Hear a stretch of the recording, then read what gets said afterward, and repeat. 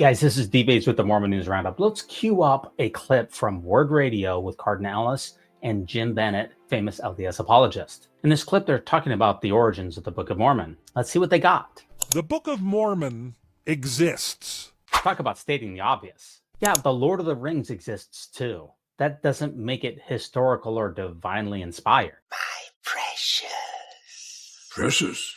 The Bible exists too. It doesn't tell us anything about Abraham's existence. The Spider-Man novels exist too. And wait for it, that doesn't tell us anything about whether the Green Goblin is real. You know how much I sacrificed? Books are written by people all the time, every day. And it's essential to critically examine their content and origins, rather than merely accepting their existence as proof of some kind of a divine authorship. That means somebody wrote it. Way to state the obvious, Jim. We've never encountered a book written by anyone other than a human being. Well, at least in the 1820s when the Book of Mormon was composed. The real issue here isn't whether a person wrote it, which obviously a person or persons did, but why it was written, how it was written, and what the intentions behind it were. Heck, even the original title page of the Book of Mormon listed Joseph Smith Jr. as the author. None of this means that the Book of Mormon holds any divine truths or reflects any historical facts. Countless books have been written for various purposes. That doesn't automatically make them valid merely because they exist. You have to account for why it exists. Right, we know someone wrote the Book of Mormon because books don't just materialize out of thin air. The question isn't simply, why does it exist? The more important question is as follows. Why would anyone assume that it's divinely inspired or historically accurate without tangible evidence to support those claims?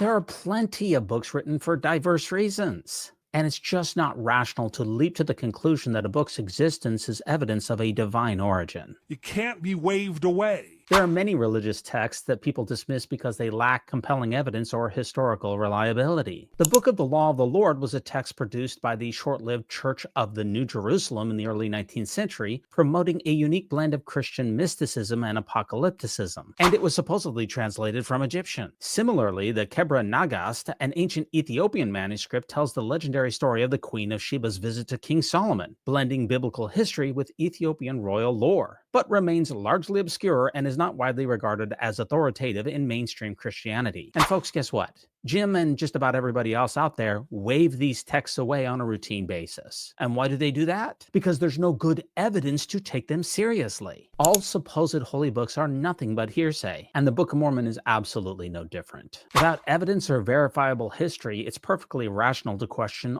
all of their claims. Question is the Book of Mormon true or isn't it true? A better question is whether the Book of Mormon is historical. And the clear answer is no. We have no good archaeological, linguistic, or historical evidence to support the claims of Nephites and Lamanites in the Americas pre-Columbus. Its geography, timeline, and events cannot be substantiated by any credible research. That's why we can assert that it's not a historical document, which of course calls into question its supposed truthfulness. To date, I have yet to see a persuasive secular explanation. Listen to me.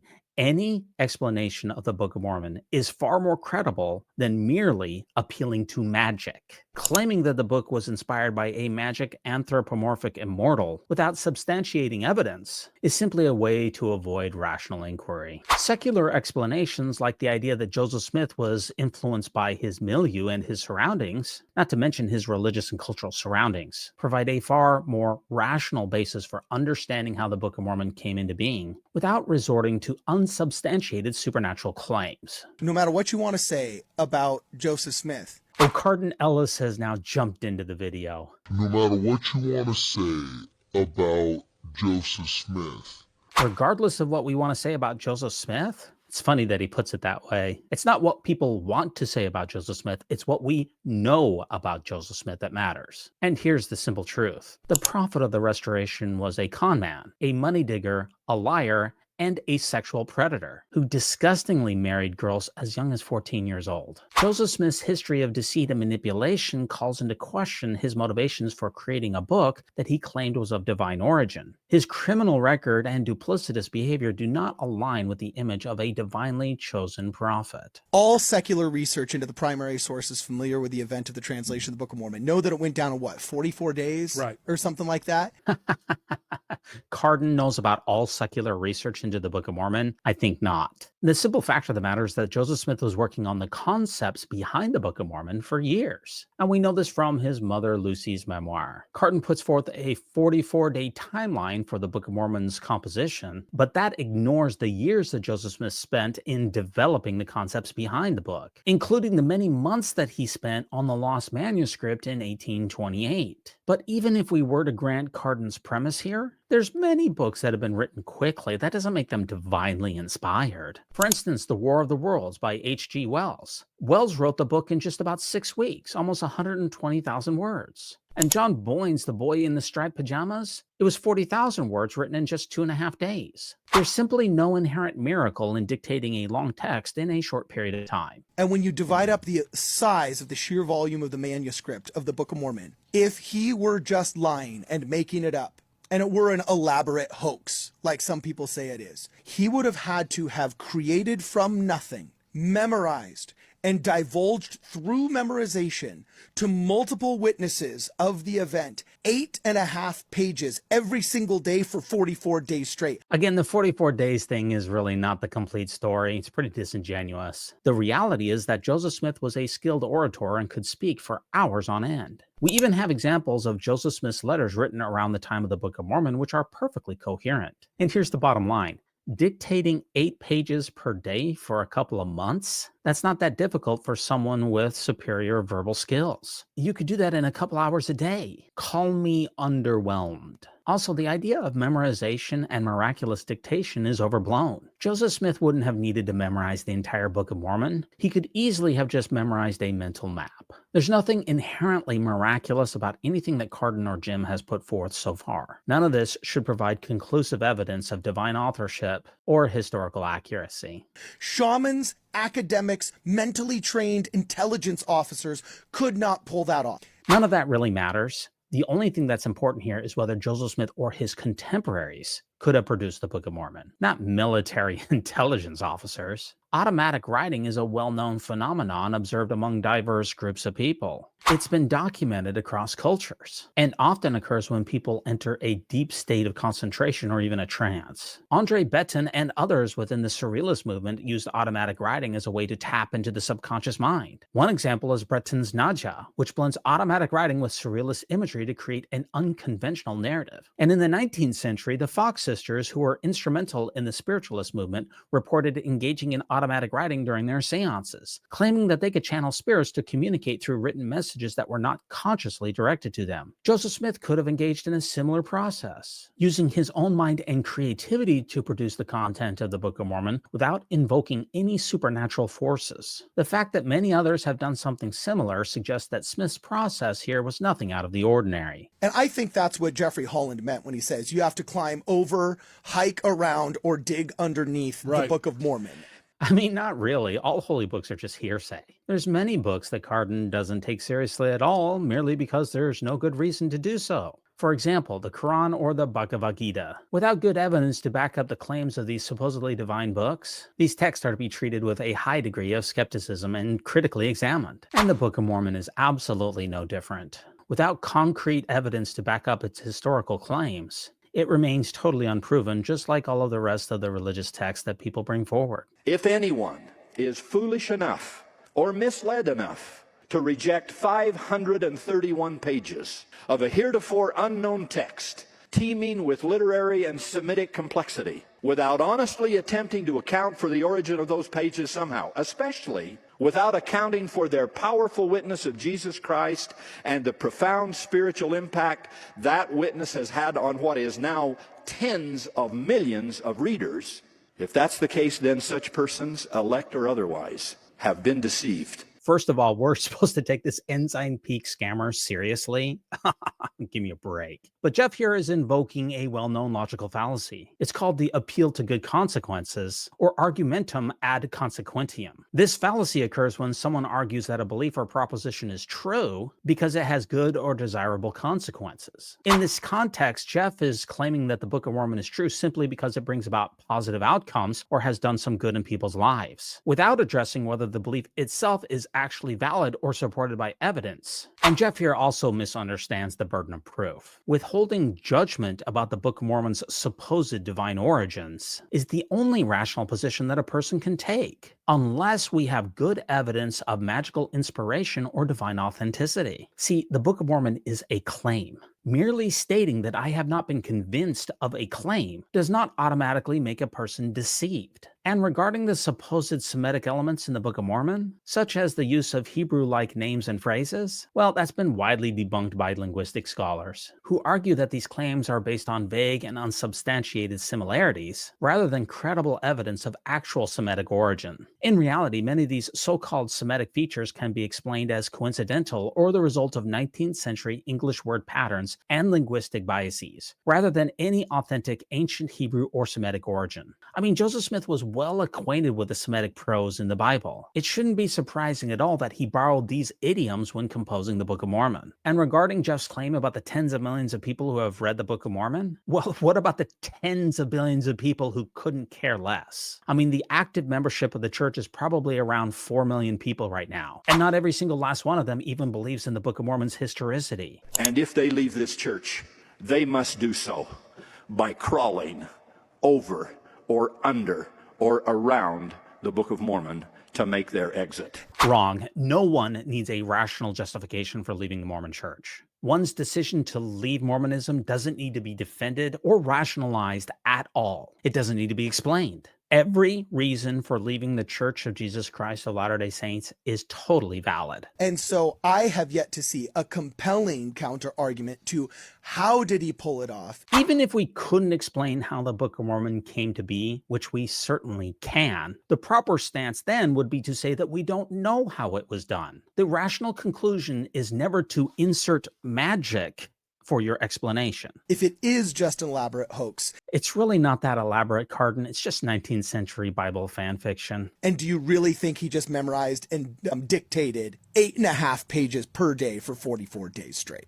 Like I said earlier, he didn't have to have the entire text of the Book of Mormon memorized in advance. Get a clue. And as far as dictating 8 pages for a couple of months, sure, why not? You can dictate 8 pages in just a couple of hours. What's the big deal? Seriously. And I already talked about how the 44 days thing is totally misleading. Examining the manuscript and determining that it was dictated and it was dictated in segments of like 20 to 30 words, and then they would stop. And then whenever they got to a proper name, every word is spelled out because Joseph would spell out all the words. And you look at that process and you realize that this is a first draft. Anybody who's written anything of any length recognizes just how difficult it is to go through the multiple rewrites necessary to get something to be coherent. But the issue here is that the modern Book of Mormon that we have today has been through thousands or even hundreds of thousands of changes over time. Some of these edits are incredibly minor, but some of them are far more substantial, including the elimination of obvious mistakes, folksy language, misspelling, even chronological issues, and people who were dead at one point in the Book of Mormon and then suddenly came back to life later. All of those problems have been smoothed out in the centuries that followed its initial publication. Jim's making it sound like the Book of Mormon is an incredibly polished document. It wasn't when it was turned into the printer in 1829. The idea of dictating a 535-page, 265,000-word massive manuscript that covers 1,000 years of history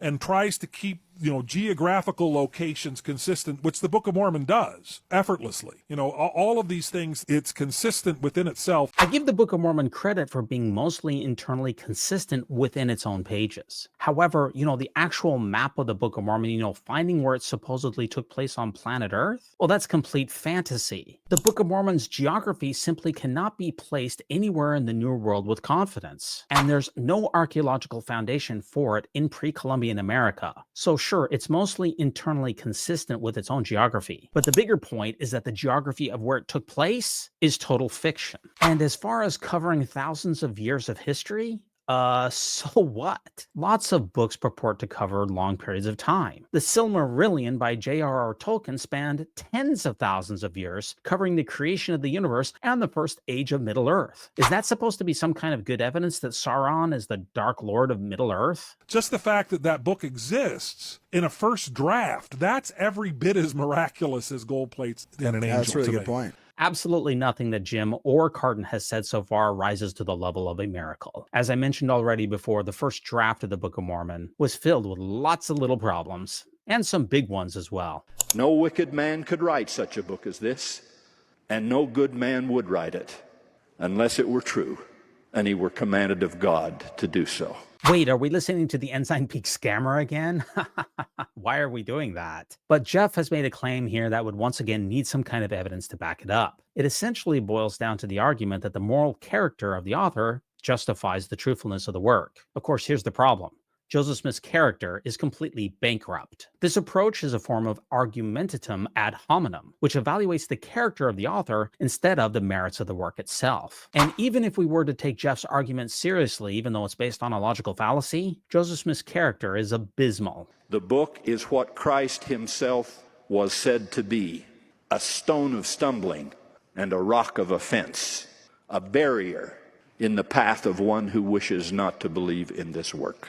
The real barrier to belief in the Book of Mormon is the fact that it has been completely disproved archaeologically, genetically, linguistically, and historically. But Jeff here is quoting from passages from 2 Peter and also Isaiah chapter 8, which refer to Christ as a stumbling block to those who won't believe in him. However, the 2 Peter passage in particular talks about Christ's role in salvation and reactions to his message. Applying these verses to the Book of Mormon, well, that's a logical stretch, and seems to misinterpret the intended meaning of these biblical passages. There's simply no direct scriptural basis for connecting the Book of Mormon to these particular verses, and doing so requires a leap of faith and, quite frankly, proof texting, a Mormon favorite. It appears to be an attempt to elevate the Book of Mormon by associating it with supposed biblical prophecy without a clear and compelling scriptural connection. Witnesses, even witnesses who were for a time hostile to Joseph, testified to their death that they had seen an angel and had handled the plates.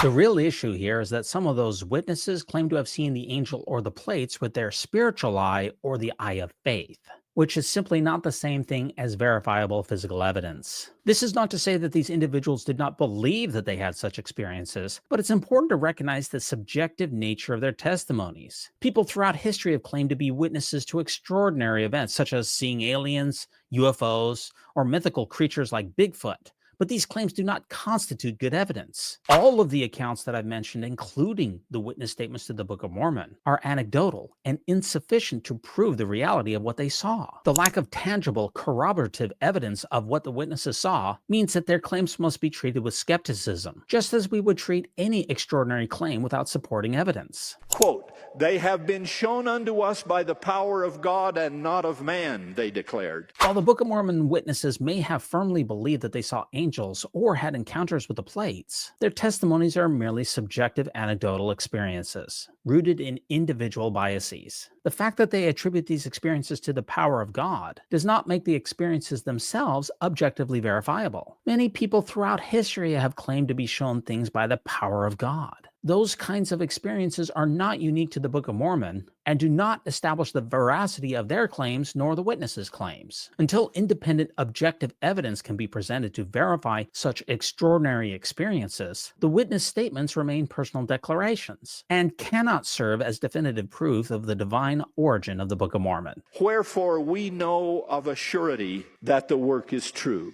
These are just more bald-faced assertions and, quite frankly, presuppositional nonsense. Knowledge, in any true sense, is something that can be demonstrated. Claiming to know something with certainty without any support is just merely a matter of personal belief, not demonstrable knowledge. The Book of Mormon has not been shown to be the historical record of pre-Columbian America, nor has it been substantiated by archaeological evidence. The certainty of one's supposed beliefs simply does not equate to knowledge. And without evidence to back up the claims of the Book of Mormon's witnesses, the assertion of its truth remains completely speculative. I ask that my testimony of the Book of Mormon and all that it implies, given today under my oath and my office, be recorded by men on earth and angels in heaven. I want it absolutely clear when I stand before the judgment bar of God that I declared to the world, in the most straightforward language I could summon,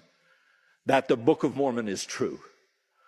That it came forth the way Joseph said it came forth, and was given to bring happiness and hope to the faithful in the travail of the last days. Again, these personal testimonies are just that, personal. Revelation is inherently first person, and to the rest of us, it's just hearsay. Jeff's testimony here is not good evidence of anything. I mean, throughout history, people have claimed to receive divine revelation or spiritual experiences, such as the Prophet Muhammad claiming to have received the Quran from the angel Gabriel, or Joan of Arc claimed to receive visions and voices from St. Michael, St. Catherine, and St. Margaret, instructing her to lead France to victory against the English during the 100 Years' War. These kinds of personal experiences, no matter how sincere, do not provide good evidence for the claims that they are making. Listen to me, a testimony, even provided under oath, does nothing to establish the truthfulness of a claim. What is needed is verifiable evidence that can be independently assessed and validated, not personal declarations of faith. Without good evidence, these testimonies are just subjective statements with no objective basis in fact. And finally, here's a quote that ends the video from Mormon apologist Hugh Nibley.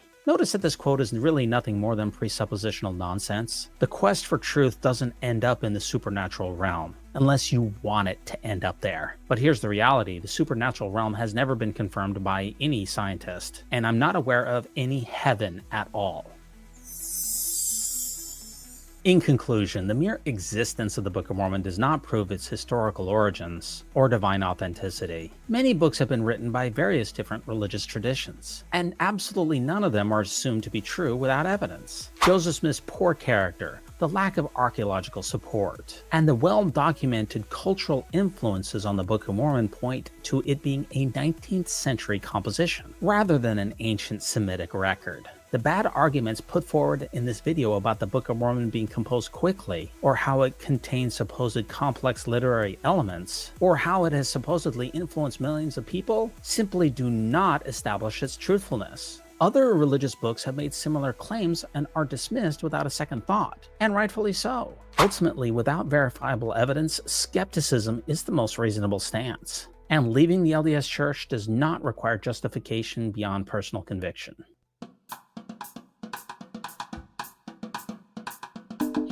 When it comes to nicknames of the church, such as LDS Church, the Mormon Church, to remove the Lord's name from the Lord's church is a major victory for Satan. Satan.